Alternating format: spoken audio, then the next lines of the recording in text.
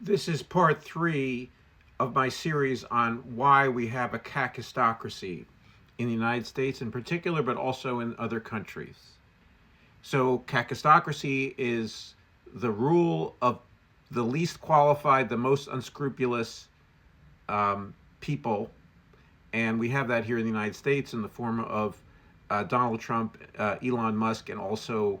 their backers, including Peter Thiel.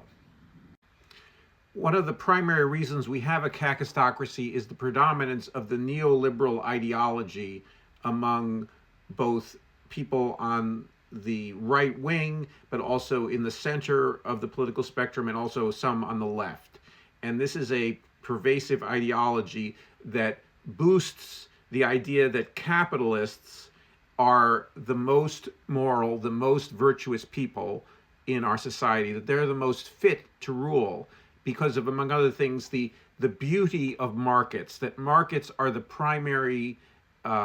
organizational structure of our society, where individuals get ahead by using whatever advantages they have,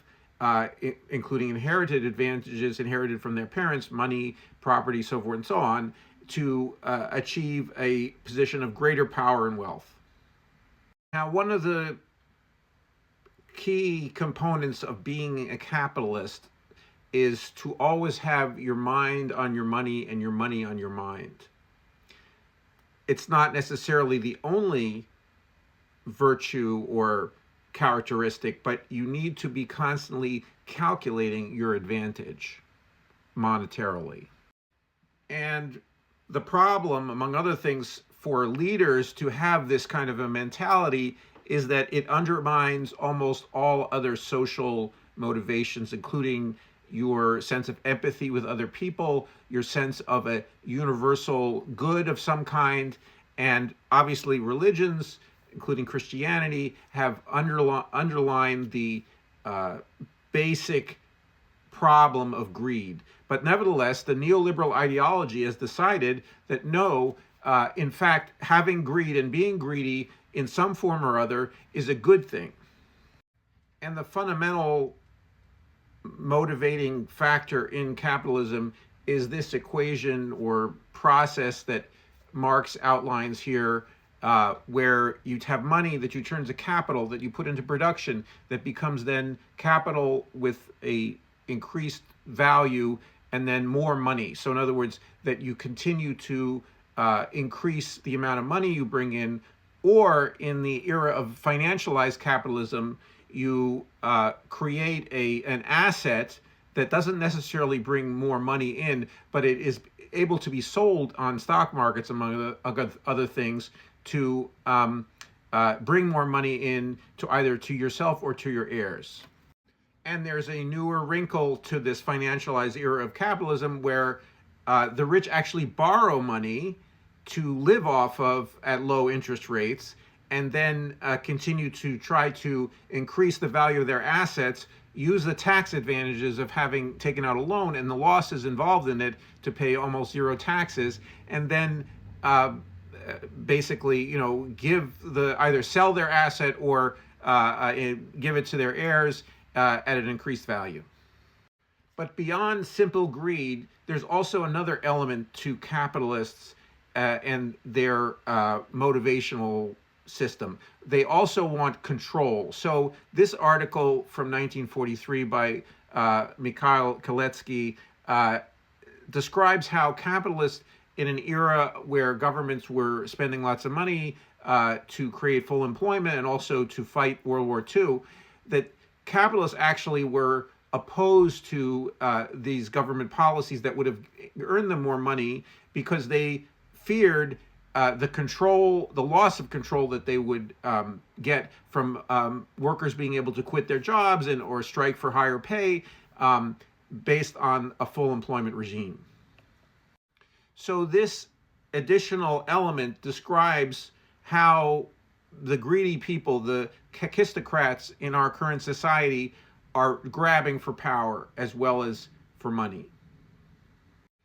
So with the neoliberal era, we have, beside capitalists being actually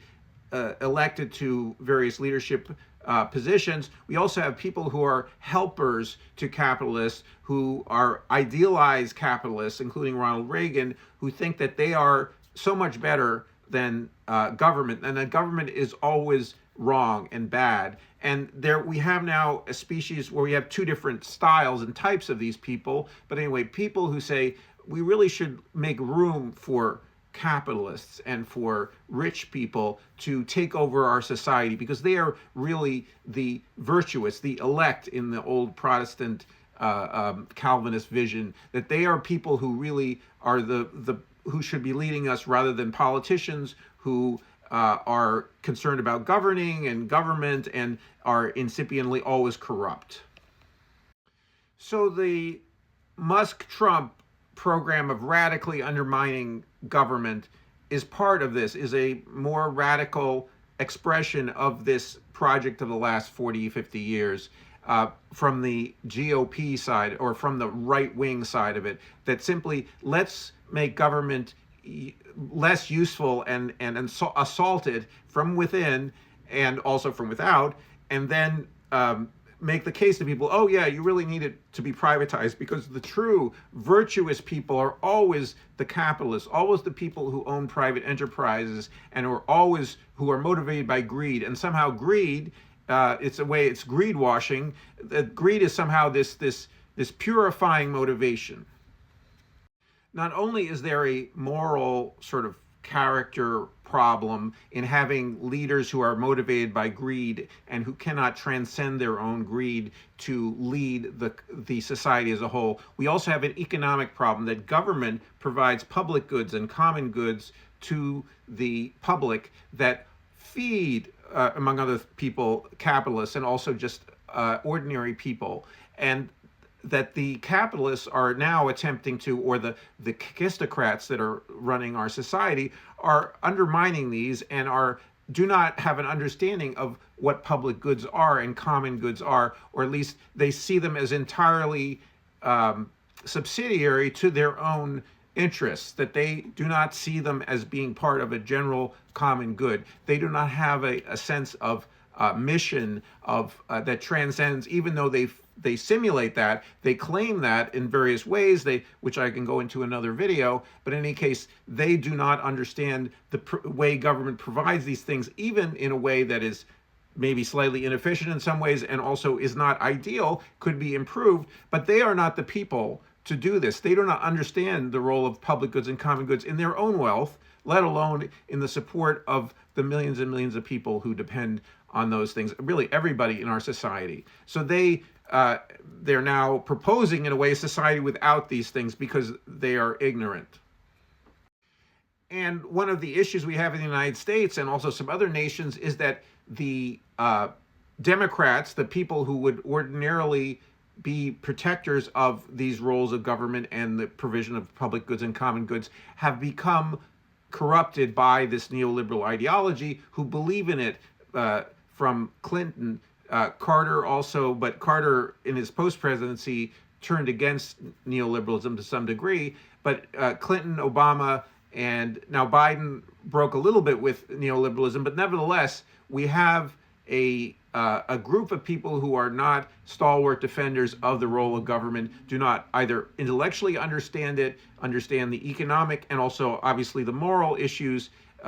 associated with it, so they defend it in a way that is very ineffective.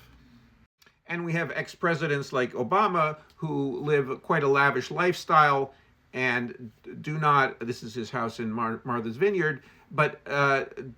have used the presidency as a form of social mobility for themselves, but not really as a mission to help other people. Now, they are more focused on this than the Republicans. The Republicans are pure greed, but in any case, the Democrats do not have an ideology that allows them to understand